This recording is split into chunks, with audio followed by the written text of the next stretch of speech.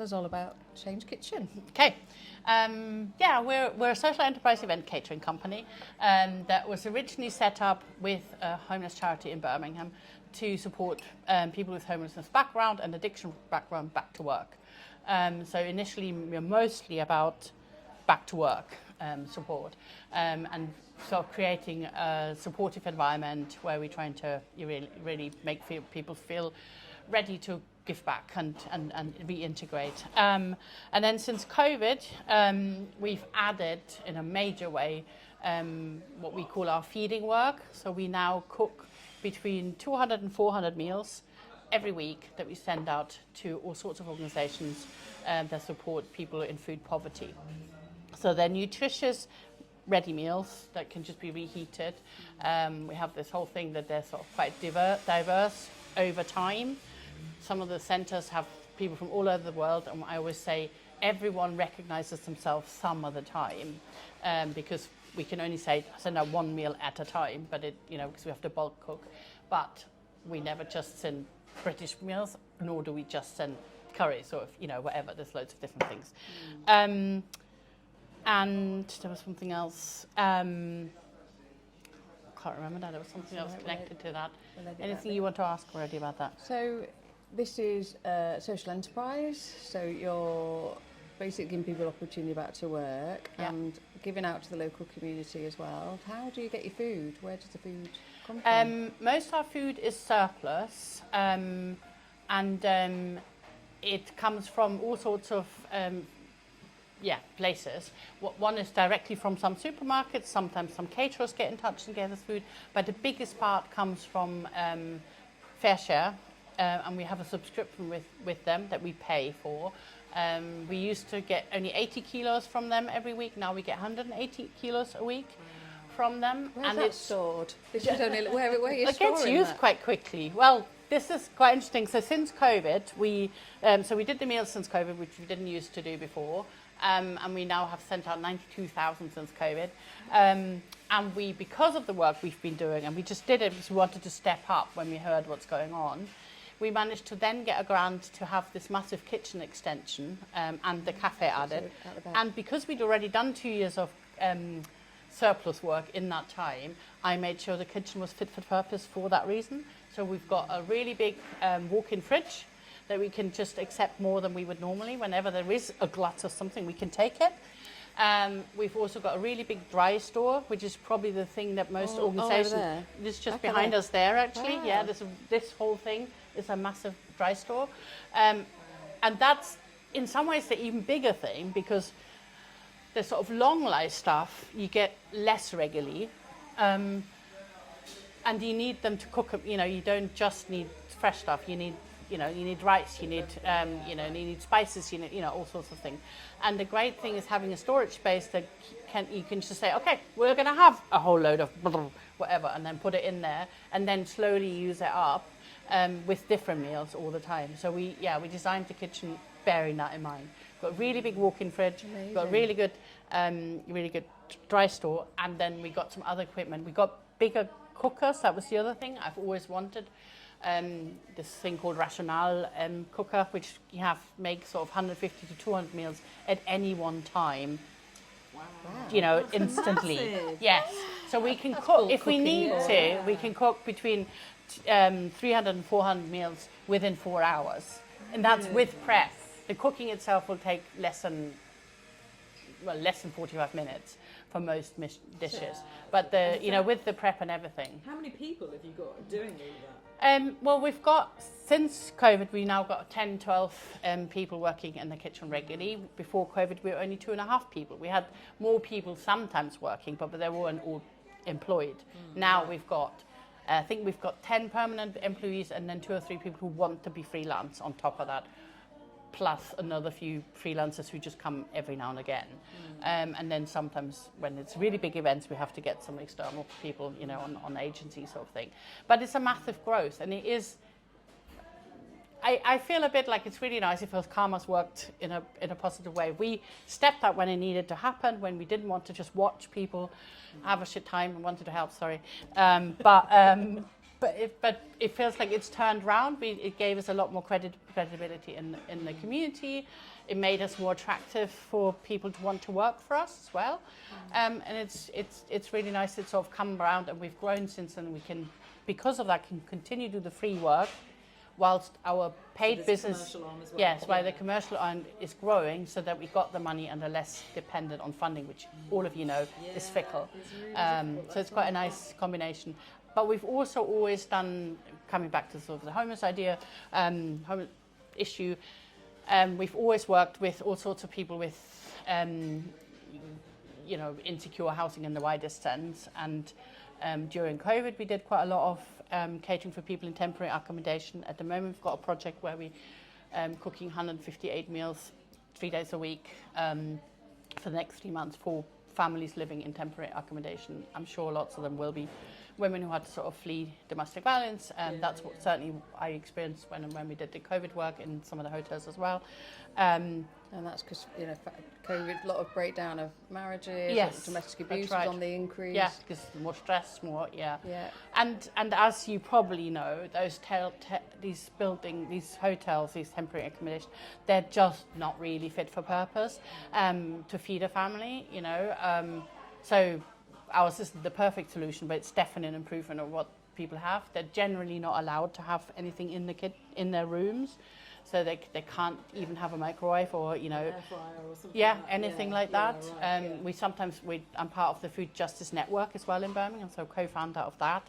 And on the fringes, just because I haven't got time, but as a part of the housing justice movement in Birmingham as well, and I know enough about this, and we really try and fight for getting women, or anyone really, but who lives in temporary accommodation better provision. I am actually quite surprised that someone like the council who commissions these things doesn't say to these people, it's like, well, you just got it. We'll pay the money. We're going to make you.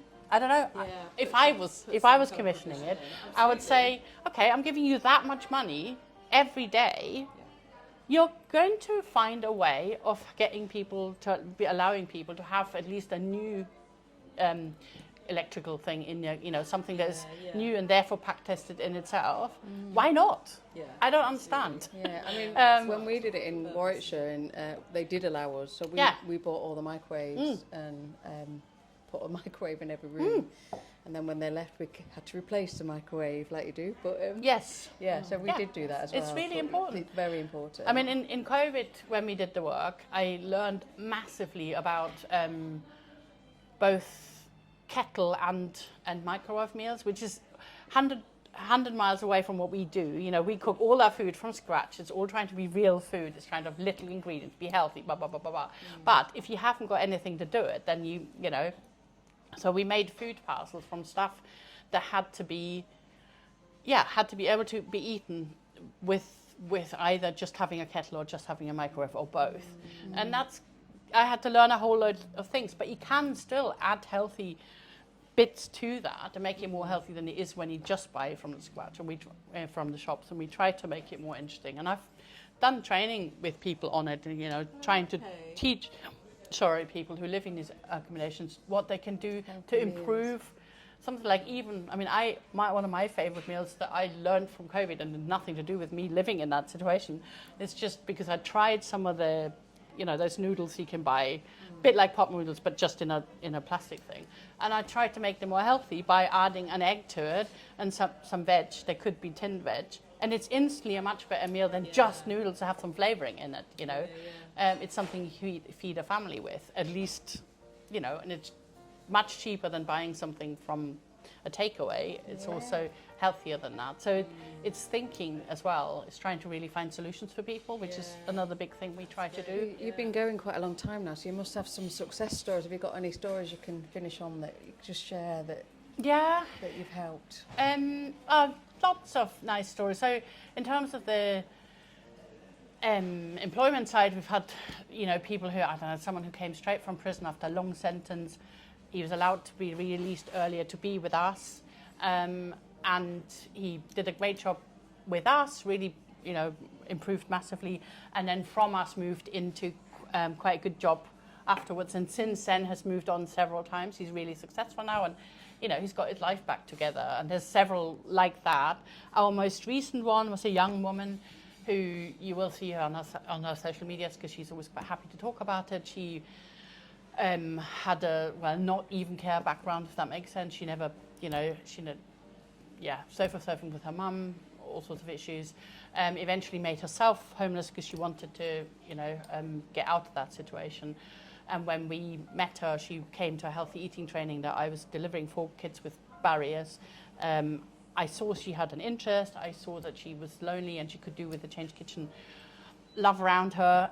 She was interested in volunteering, then became our apprentice with lots of barriers, but then ended up getting her apprenticeship on a distinction, all, you know, like something that combination of distinction she got hadn't been had for 10 years in UCB. Yeah. And she's now also moved on, sadly for us, but she's moved on and she's got a successful job somewhere else. But she's still connected. She calls us her family because I helped her get her flat move-inable, actually, because as I'm sure you know, lots of flats you get given when you are moving out are not really safe to live in. So I helped her raise the money to have a carpet down, have it painted, get some furniture. So they're probably the most easy success stories. But there's others. I mean, she was basically. It's always about. Oh, you know, food is a great. You know this from your experience. It's a great conduit for connection and for getting people wanting to reconnect, sort of thing. You know, sitting down over a meal is one of the best ways to connecting, I feel. We're going to have lunch here. You're going to have lunch here, yeah? So what's on the menu today? You're going to have our most popular meals, which are in all the 15 years. One's our Thai curry, Thai red curry, and the other one is hominy pie, which in some other places we give it as called homely pie because it makes them so home. It's a potato pie with caramelized in onions and cheese. It's a very good meal for a cold day. It's really good. After 2 nights on the streets. It's perfect for that. I am ready perfect for one of these for that. meals. Yes, that's so right. Looking forward to that. Thank you so much for joining us on our journey. It's really good. And well, it's exciting what you're doing. If I had more notice, I would have liked to join you for one of the nights. Still time. Just because, I'm going to Germany on Thursday, and I've got so much. You know what it is? You always have whatever the opposite of a backlog is before you even go. And I just both at home and I just can't make it. But that's what I mean. A bit more notice, but. It's amazing you're doing it. Yeah, well, we're just trying to highlight issues around not just homelessness, but around women and homelessness. Not that men are not important by far, but just the different details around women and homelessness. Absolutely, yeah. And it's never just about the home. No, and it's so much with women. It nearly always involves family as well, doesn't it? It's so often it's. We've worked with I got involved with a woman who had 5 children and was being kicked out of her house, and I sort of helped her to get involved with Acorn and be able to fight some of that. And it's not easy. No. Well, you're doing great work, so thanks for having us over. I'm looking forward to my lunch now. And you, yeah. So where are you sleeping? You've got a tent at least. No, you're sleeping out in the open. Out, yeah. Okay, you've got a good sleeping bag. I've got 2 good sleeping bags. Okay, at least you've got that, right? I've learnt now. Yeah. Night 1 I had 1. Night 2 I've got 2. Yeah. We'll see if that grows by night 10. Yes, and you're sleeping with a hat and. This has not left my head. Yeah, I've been sleeping in this. Fair and enough. Not left my head. Yeah. Partly because of my bed hair, quite frankly. Right.